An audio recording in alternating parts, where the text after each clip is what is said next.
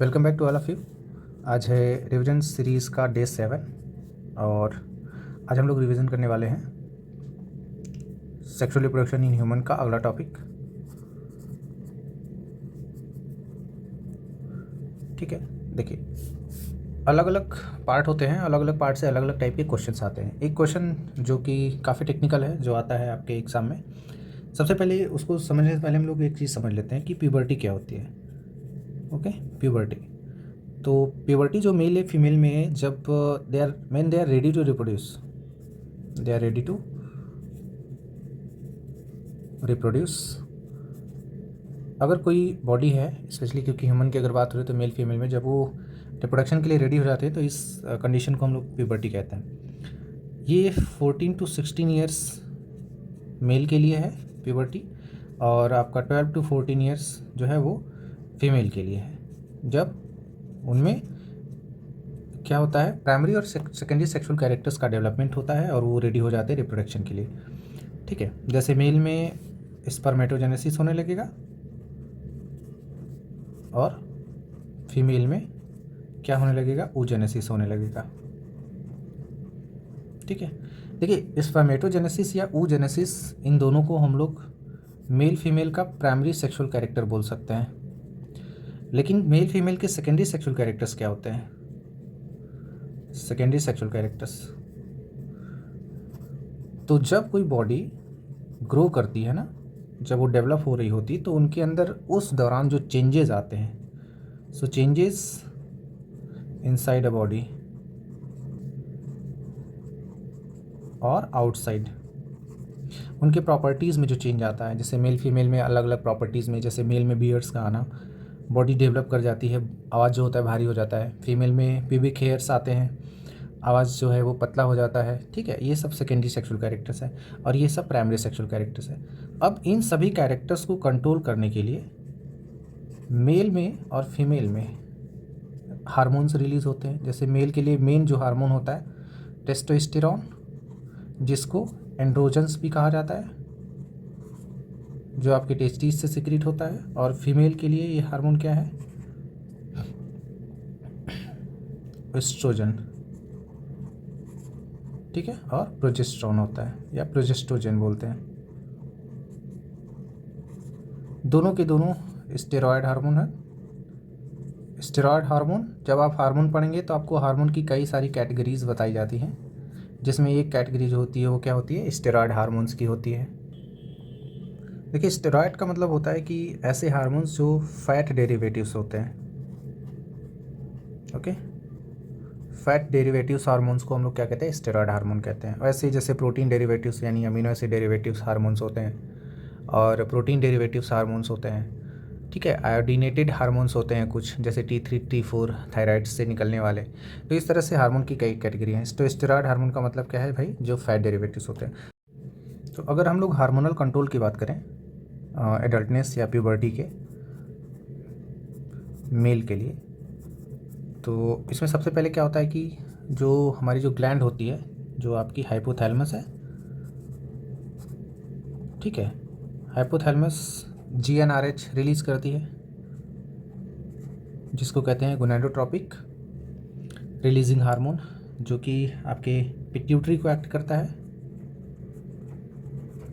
ठीक, और इसका जो एंटीरियर पार्ट है, एंटीरियर पिट्यूटरी से फिर से अगला हार्मोन रिलीज़ होता है हमारा, और वो जो हार्मोन होते हैं वो होता है LH एंड FSH।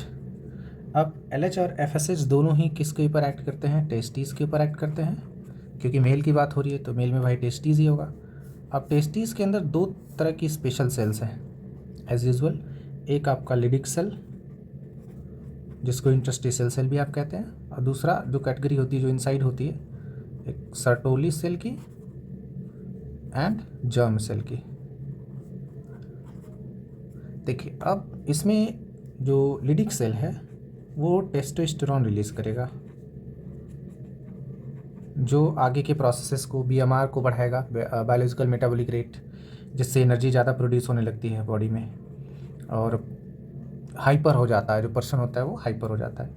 और इसमें क्या होता है कि आपकी जो सर्टोली सेल होती है, पहले तो एक चीज़ आपको पता है कि ये न्यूट्रिशन देने का काम करेगी। तो जर्म सेल से क्या बन जाएगा भाई, स्पर्म बन जाएगा। लेकिन सर्टोली सेल एक काम और करती है, वो है आईएच रिलीज़ करना, जिसे इनहिबिटरी हार्मोन कहा जाता है। अब देखिए टेस्टोस्टेरोन अदर रिप्रोडक्टिव फंक्शंस को कंट्रोल करेगा, ठीक है।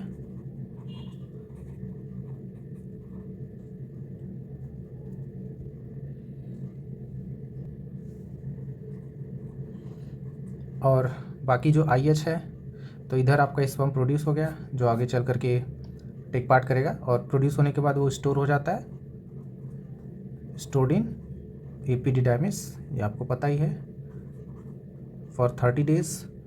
अब क्या होता है कि जो रिलीज़ हो रहा है उसको कंट्रोल भी करना है, क्योंकि उसी के हिसाब से सारी एक्टिविटीज़ कंट्रोल हो रही हैं। ऐसा नहीं होता कि लगातार होता ही रहे।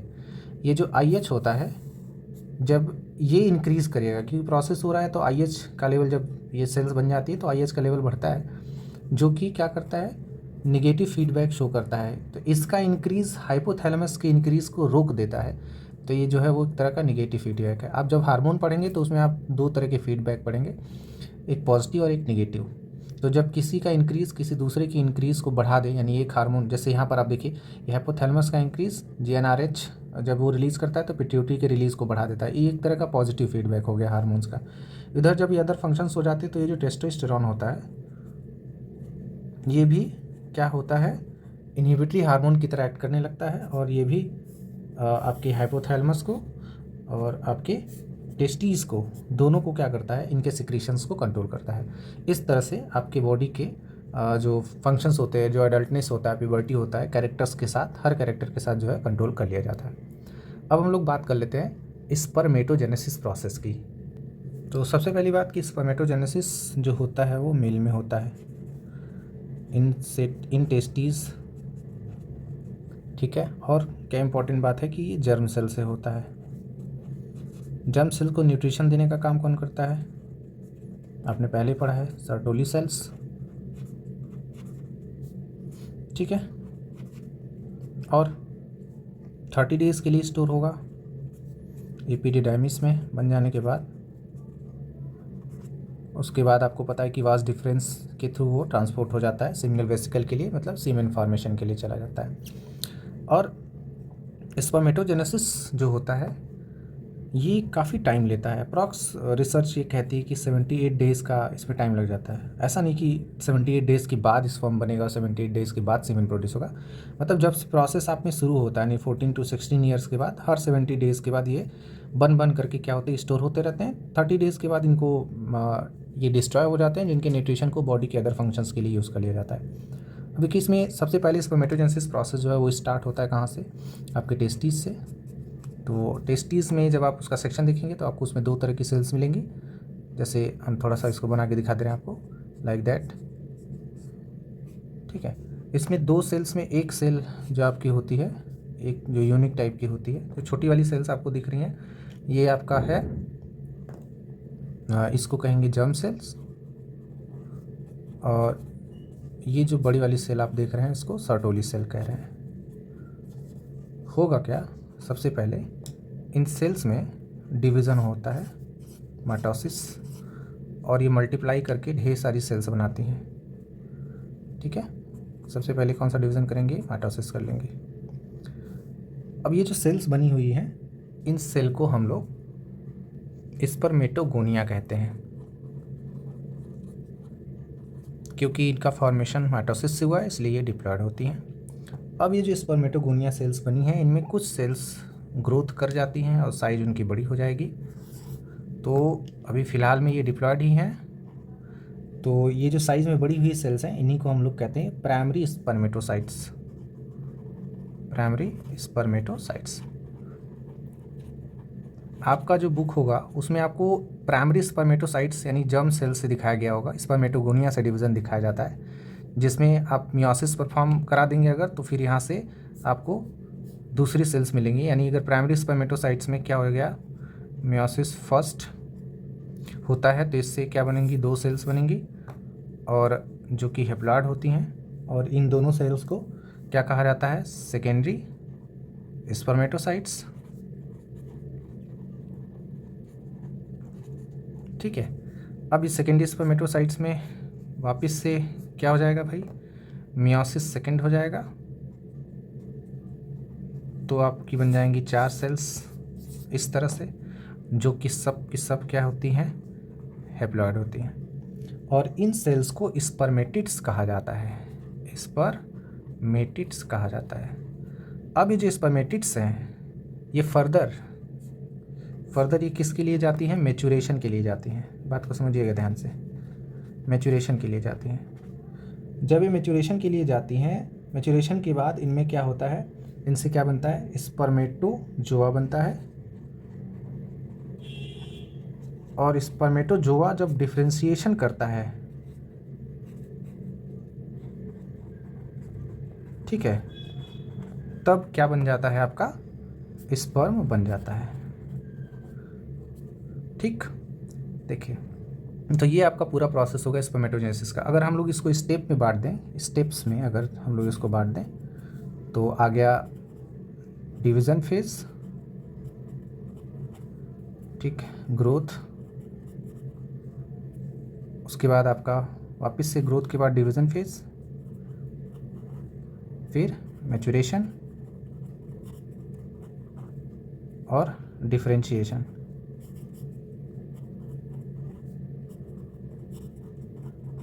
इस तरह से। तो क्योंकि इस वाले डिवीज़न को छोड़ दिया जाता है, माइटोसिस से कोई खास लेना देना है नहीं, लेकिन इनिशियली अगर आप बताएंगे तो इसको लेके आप इंक्लूड कर लेते हैं। तो ये हो गया 1 2 3 और 4, ग्रोथ हुआ, डिवीज़न हुआ। कौन सा डिवीज़न भाई, मायोसिस। और मायोसिस के बाद वो जो सेल्स बनी मैच्योर हो जाती हैं डिफरेंशिएशन करके, फिर वो पूरी तरह से किस में कन्वर्ट हो जाती हैं, स्पर्म में कन्वर्ट हो जाती हैं। देखिए, जब स्पर्म डिफरेंशिएट करता है तो स्पर्म नॉर्मल सेल से और क्या होता है, स्पून लाइक स्ट्रक्चर में कन्वर्ट हो जाता है, जिसमें इसमें क्या हो जाती है, फ्लैजिला डेवलप हो जाती है। यहाँ पर डिफरेंशिएशन में आगे इसके अलग अलग स्ट्रक्चर में एक क्रोमोसोम बन जाता है, यहाँ इसका न्यूक्लियस होता है, और इसमें फ्लैजिला में आपको पता है कि स्पाइरल माइटोकॉन्ड्रिया होता है। अभी हम लोग इसका डिटेल स्ट्रक्चर देखेंगे। तो इस तरह से आपका जो है स्पर्म क्या हो जाता है, कम्प्लीटली प्रोड्यूस हो जाता है। देखिए, कुछ इंपॉर्टेंट नोट है।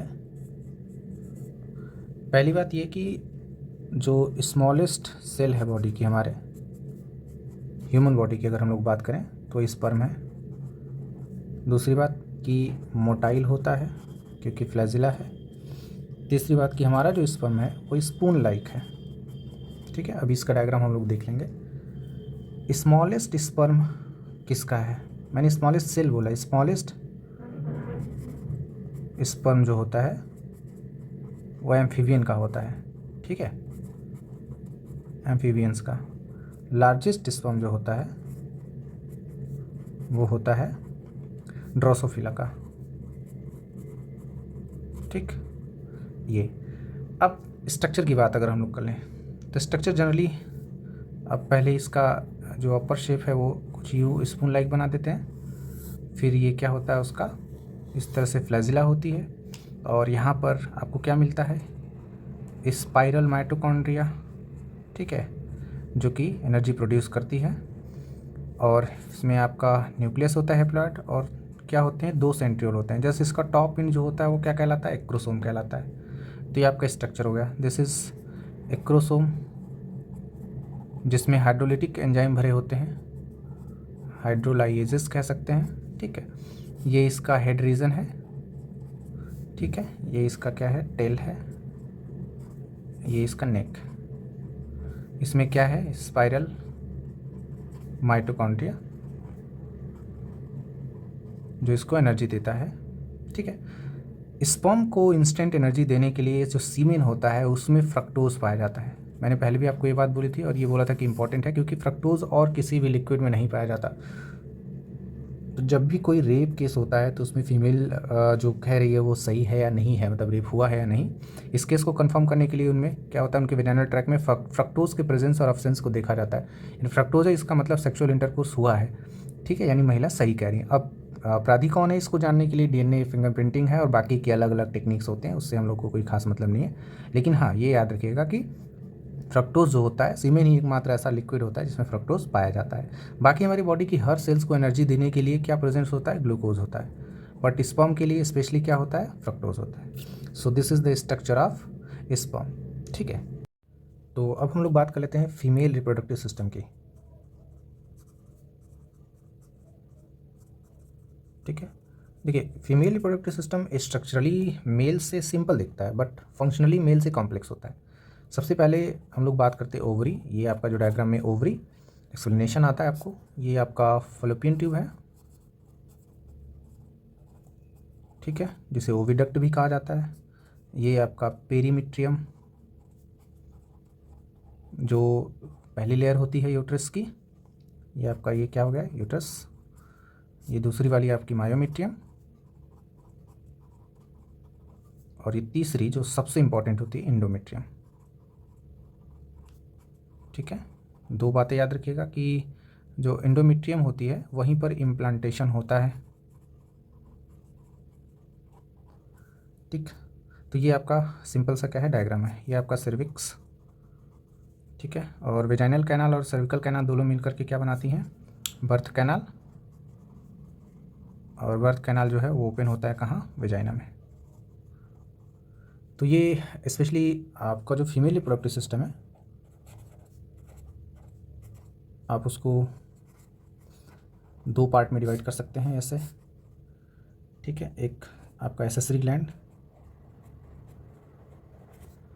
और दूसरा ऑर्गन्स जो होते हैं या जेनेटेलिया। अब इसमें देखिए ऑर्गन्स या जेनेटेलिया में आपका जैसे कि हो गया अलग अलग हिस्से, जैसे कि ओवरी हो गया आपका, ओविडक्ट हो गया, ठीक है। इसके अलावा ये आपके हो गए। उसके बाद आपका एक्सटर्नल जेनेटेलिया होता है, जिसमें आप जैसे हो गया वेजाइना, इसमें आप एक और ऐड कर सकते हैं, सर्विक्स हो गया, यहाँ पर वेजाइना हो गया, और वल्वा हो गया, प्यूबिस, ठीक है, लैबिया और क्लाइटोरिस। तो ये तो एक्सटर्नल जेनेटेलिया जो आपको फीमेल सेक्स ऑर्गन में बाहर से दिखाई देते हैं। ये सब सेंसिटिव होते हैं, टच को लेकर के स्टिमुलेशंस को बढ़ाते हैं। क्लाइटोरिस जो होता है similar to the male penis, male में जो पेनिस है उसके सिमिलर होता है कौन, क्लाइटोरिस। एसेसरी ग्लैंड में जैसे कि मेमरी ग्लैंड हो गया। इसके अलावा फीमेल में और कौन सी ग्लैंड होती है, मेमरी ग्लैंड के अलावा आपका हो गया बार्थोलिन्स, जो बल्बोरेथ्रल के सिमिलर होती हैं मेल के, और ये पीएच मेंटेन करती हैं। जो वेजाइनल ट्रैक होता है उसका मेमरी ग्लैंड मिल्क प्रोडक्शन का काम करती है। ठीक है, अब एक एक के बारे में हम लोग देख लेते हैं ताकि हमारा जो स्ट्रक्चर है वो कंप्लीट हो जाएगा। तो सबसे पहले बात कर लेते हैं ओवरी की। देखिए ओवरी की जो लेंथ होती है ना, वो अप्रॉक्स जो होती है वो आपका 2 सेंटीमीटर लेंथ होती है। इसकी जो विड्थ होती है वो भी अप्रॉक्स 2 सेंटीमीटर होती है। ठीक है, या सॉरी विड्थ या थिकनेस, ठीक। और अगर पोजीशन की बात करें तो एब्डोमेन में होता है। जैसे मैंने को बोला था कि जो टेस्टिस होते हैं वो एक्स्ट्रा एब्डोमेन होते हैं और ये इंट्रा होती है। ठीक है, इंट्रा का मतलब बॉडी के इनसाइड होती है, क्योंकि oogenesis प्रोसेस के लिए +2 डिग्री सेल्सियस टेम्परेचर की ज़रूरत होती है, यानी अप्रॉक्स 39 डिग्री पे oogenesis प्रोसेस परफॉर्म किया जाता है। ये जो होती है वो मेसोवेरियम, ठीक है, मेसोवेरियम जो कि एक तरह का लिगामेंट होता है, इसके थ्रू क्या होती है, जुड़ी होती है आपके यूट्रस से। ठीक है, ये। और अगर हम लोग बात कर लें कि जो ओवरी होती है, ओवरी में एक प्लेस ऐसा होता है जो थोड़ा सा दबा होता है, जिसको हम लोग हाइलम कहते हैं। ठीक है, जहाँ से फॉलोपियन ट्यूब वगैरह क्या होती है, बाहर की तरफ निकलती है। ओवरीज से 2 हार्मोन्स रिलीज होते हैं, जिन्हें फीमेल सेक्स हार्मोन या फीमेल स्टेरॉयड कहते हैं, जैसे प्रोजेस्टेरोन और एस्ट्रोजन कहा जाता है, एस्ट्रोजेंस एंड प्रोजेस्ट्रोजेंस। ठीक है, अब हम लोग बात कर लेते हैं ओवरी के इंटरनल स्ट्रक्चर की। डायग्राम जो कि आपको ओवरीज के टीएस को दिखाया गया है, इसमें सबसे बाहर की तरफ 2 लेयर्स आपको दिखाई देती हैं, जिसको जर्मिनल एपिथेलियम कहते हैं, जो जर्म सेल्स होती हैं जिसमें, और दूसरा जो होता है ट्यूनिका एल्बुजिनिया। ये एक तरह का कनेक्टिव टिश्यू होता है जो कि टेस्टिस के इंटरस्टिशियल सेल्स की तरह बिहेव करता है, मतलब सिक्रीशन कराता है। अब जो जर्मिनल एपिथेलियम है, अब देख रहे हैं आप डायग्राम में कि ब्लड सप्लाई भी इसमें है।